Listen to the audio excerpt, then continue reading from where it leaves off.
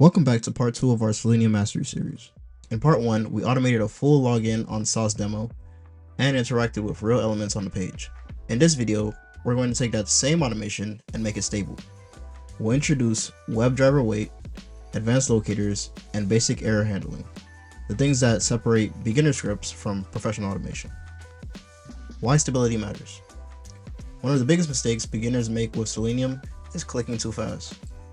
Modern websites use JavaScript and React, which means elements don't always exist when the page first loads. If we don't wait properly, Selenium throws errors, even if our code is correct. So this video is all about waiting smartly instead of guessing with sleep. Let's start with the top of our script. Wait equals WebDriverWait driver 10. This creates an explicit wait. Selenium will now wait up to 10 seconds for an element to meet a condition, and continue immediately once it's done. This is much better than using time.sleep, which usually waits the full amount whether the page is ready or not. Now let's navigate to the page and find the element. So if we go back to our developer tools and find the element by the ID that we're looking for, we can see the ID here. So going back to our code, let's type fleece underscore title equals driver find element by ID item underscore 5 underscore title underscore link fleece underscore title click.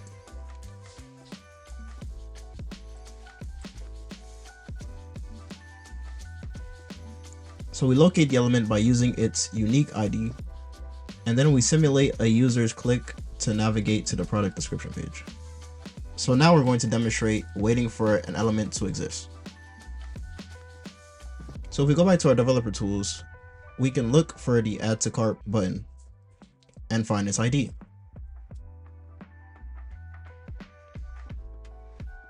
Now let's go back to our code.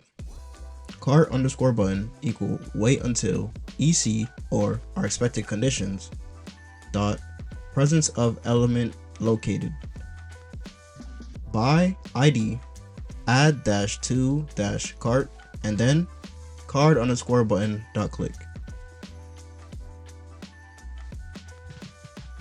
Here we wait for the add to cart button to be present in the DOM. Presence means the element exists, not necessarily that it's clickable yet. This is useful for fast loading pages where visibility isn't an issue. Now let's try removing an item from our cart. So if we go back to our developer tools, we can look for the remove button by name. Here we see the name that we're looking for. So let's go back to our code. Remove underscore button equal wait until EC presence of element located by name remove. Then remove underscore button click. This demonstrates locating elements by name. While name works, it is not usually the most stable choice, especially on React pages. Later, we'll talk about better alternatives. Now we're going to try and find an element using advanced XPath with data attributes. So if we go back to our developer tools, we will search for the XPath information of our back to product button. Now that we have located it, we can go back to our code. So back underscore element equal driver find element by XPath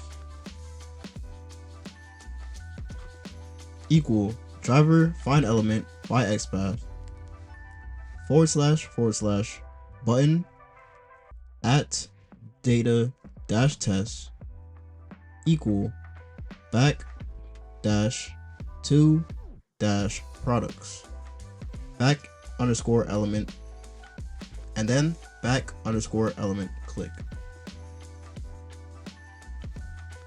This is a powerful XPath technique.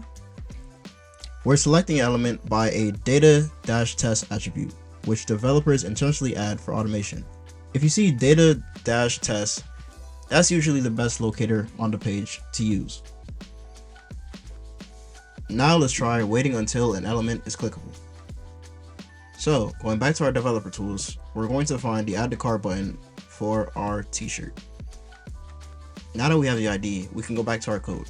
So t-shirt underscore button equal wait until EC element to be clickable by ID add dash to dash cart dash test all the things dash t-shirt dash red, then t-shirt underscore button click. This is the most important wait condition in Selenium. Element to be clickable ensures the element exists, is visible, and is ready to be clicked. If you remember only one wait, remember this one. So now let's do some basic error handling with try and accept. So we're going to use the same add to cart button that we used for our t-shirt example. So in our code, try element equal wait until EC element to be clickable by ID add dash to dash cart dash test all the things dash t-shirt dash red, then element dot click. Now print F for formatting clicked element, and then accept timeout exception print F for formatting element not clickable after 10 seconds element.